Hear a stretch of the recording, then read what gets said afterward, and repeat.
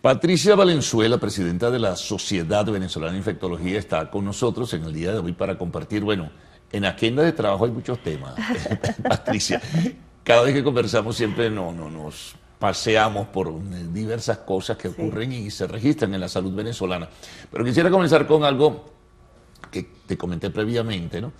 Que es que el secretario o presidente del doctor Urbina, presidente de la Academia Nacional de Medicina, hablaba del nivel de vacunación para inmunización de los niños, que es muy bajo en términos generales. Yo no sé cómo lo manejas tú en ese sentido, porque la Sociedad Venezolana de Infectología tiene que ver de alguna manera en todo esto también. Entonces, sí, darnos un poquito de orientación sobre lo que está pasando.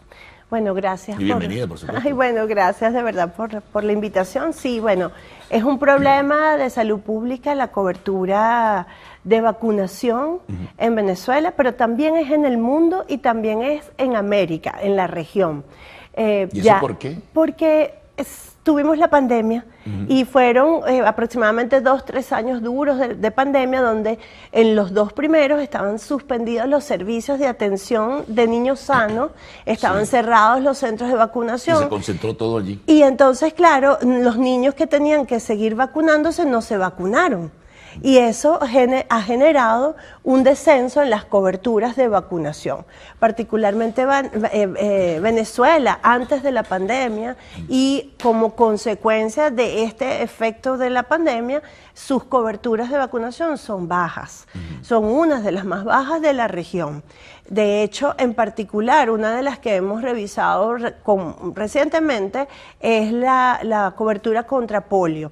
Es decir, contra niños vacunados contra polio. Y es de ¿Cuál es el porcentaje? Es 61%. Estos son datos de UNICEF, que UNICEF se enfoca principalmente... Solamente la cobertura, perdona, es el 61%. 61%. Entonces, o sea, 39% no tiene cobertura. No, entonces tenemos una brecha importante que cerrar, ¿verdad? Estos son datos de UNICEF. UNICEF trabaja en pro de, bueno, lo que es nutrición, lo que es vacunación de la población infantil, ¿verdad? Además de saneamiento ambiental.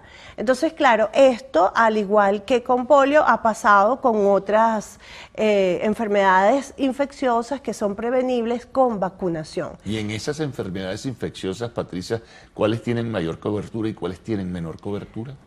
Bueno, ciertamente los datos que tenemos son de la Organización Panamericana de la Salud. Sí. No tenemos datos oficiales. Sí, el único referente con lo que trabajan ustedes, ¿no? Sí, es OPS, ¿verdad? Es UNICEF. También que lo maneja, es la Organización Mundial de la Salud, y todas, en líneas generales, todas están entre 50 y 61%. Todas oscilan entre eso. ¿Y cuáles son las que se miden principalmente, verdad? En la serie primaria de los niños, por ejemplo, es la que conocemos como pentavalente. La pentavalente te protege al niño de 5 enfermedades infecciosas: toferina, difteria, tétano, principalmente, y Haemophilus influenza tipo B. Sí. Entonces son bacterianas. Entonces esa es de la serie primaria. También está lo relacionado con la trivalente viral o la triple vírica, que es rubiola, sarampión y parotiditis, o lo que conocemos como paperas, ¿verdad? Y tenemos toxoide, tétano, difteria, que sirve para refuerzo, pues, de lo que es la penta. Y ese más o menos es el esquema del programa ampliado de inmunizaciones venezolano. O sea, hay fragilidad, sin duda alguna. Sí, hay fragilidad porque, bueno, las coberturas no son las ideales. La Organización Mundial de la Salud y OPS recomienda que la cobertura sea de 95% o más para evitar o prevenir brotes. ¿Ok? Esa es la recomendación, y es un trabajo que se está haciendo a nivel global, a nivel regional, y que debemos insistir en que hay que hacerlo a nivel local, porque las coberturas de vacunación hay que mejorarlas. ¿Cómo trabajar eso a nivel local, Patricia? Porque el Estado venezolano evidentemente tiene una responsabilidad social.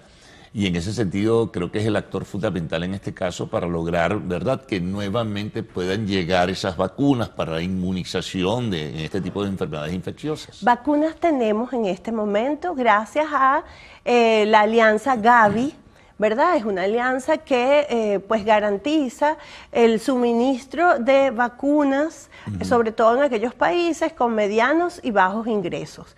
Venezuela pues clasificó y se hicieron también algunas consideraciones, y las vacunas del programa ampliado de inmunizaciones desde finales de 2023, específicamente empezando 2024, están disponibles en los establecimientos de salud del sistema público.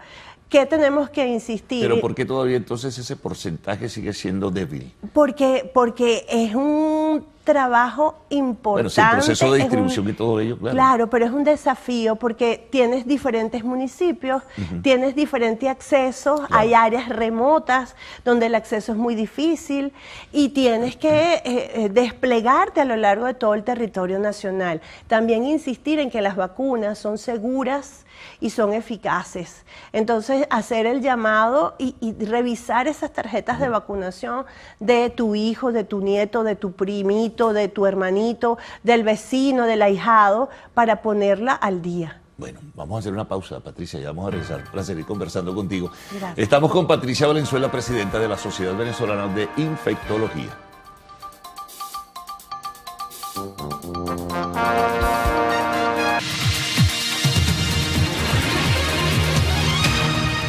Seguimos con Patricia Valenzuela, presidenta de la Sociedad Venezolana de Infectología. Bueno, hablábamos en el espacio anterior, en el segmento anterior del tema de vacunas, todo lo que se está haciendo. Hay vacunas, como tú decías. Sí. Ahora, es necesario promover y hay que invitar a la gente a que visite los sitios donde puedan encontrarse para que los niños puedan recibir las dosis, ¿no? Evidentemente. Sí, y por eso agradezco muchísimo que toquemos el tema, es hacer ese llamado para que se revise la tarjeta de vacunación de los pequeños de la casa, ahijados, primos, niños, hijos, nietos.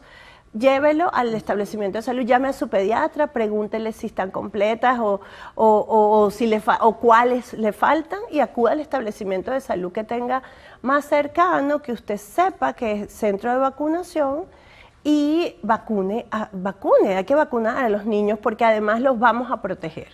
Una inquietud que te iba a plantear, Patricia, que es bien interesante, estos niños que se marchan con los padres en la diáspora, a cruzar el Darién, a irse a Colombia y luego ver si pueden transitar por Centroamérica para llegar a México.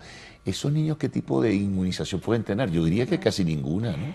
Bueno, y te agrego, y perdóname, y los que dicen que están regresando, que son unos cuantos, incluso algunos que no tienen identificación, imagínate lo que eso significa. Bueno, es una situación delicada y grave, pero para esos casos hay una estrategia que se llama catch-up, que es atajar, agarrar al niño en ese momento y indiscriminadamente de que tenga o no la tarjeta de vacunación. Es decir, si no tiene la tarjeta de vacunación, la mamá no se acuerda, ¿no?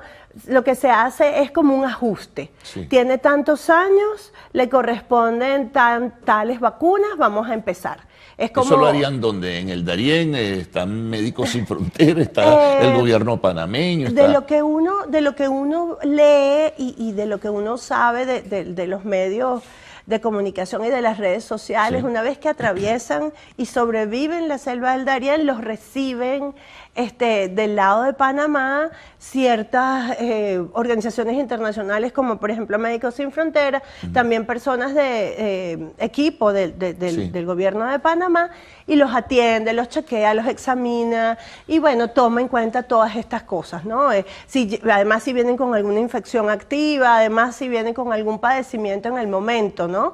Y ahí comenzará el proceso. Lo mismo, eso sucede también a través de todas las fronteras, tanto con Brasil, tanto con Colombia, porque bueno, ACNUR está también trabajando ahí y es atender a esas personas porque bueno, hay que saber cuál es su estatus de salud y colaborar y apoyarlos a que mejoren por lo menos en ese sentido. Y los que regresan a Venezuela que no tienen ningún tipo de control, a veces regresan hasta solos, Imagínate lo que eso significa. Bueno, algunos regresan con sus padres que fracasaron en el intento, en fin, ¿cómo se atiende en esos casos? Bueno, igualmente están los establecimientos que son tanto las unidades sanitarias como los hospitales pediátricos específicamente, o que tengan servicios de pediatría, de enfermedades infecciosas. Bueno, también están en estos centros lo que es la consulta de niño sano, lo que es la consulta del niño pues que necesita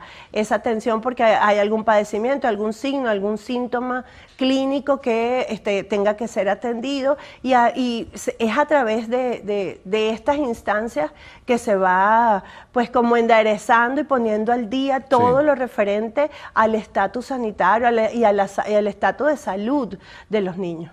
Fíjate, bueno, ya entramos en el mes de noviembre, ¿no? Y se me ocurre preguntarte, ¿pudiéramos aproximarnos a un balance de lo que ha sido el recorrido del tema de salud y las enfermedades infecciosas en Venezuela? Bueno, qué interesante. La verdad, siempre en estos tiempos es importante hacer una reflexión de lo que hemos hecho a lo largo de todo el año. Ciertamente, dengue ha sido importante desde finales de 2022, a lo largo de todo 2023, y en 2024 no ha sido diferente. Tenemos muchísimos casos de dengue en la región, en América. Sí. Hay aproximadamente 12 millones de casos de dengue reportados. Es un récord. Alto, ¿no? Es un récord porque 2023 había llegado a 4 millones y ya no hemos terminado 2024, ya llevamos 12 millones de casos en todo lo que es la región de las Américas.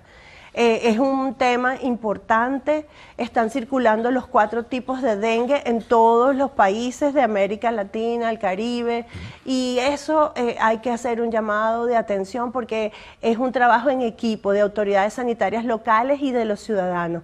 Y por supuesto el tema de vacunación no deja de estar en la palestra de lo que se ha hecho en cuanto a estrategias de salud pública y lo que debemos seguir haciendo. Sí, por supuesto. Bueno, gracias por toda esta información que es muy importante, es pertinente en este caso. Patricia, renovada la invitación para una próxima oportunidad. Muchas gracias por haber estado con nosotros. Pausa y lo actual de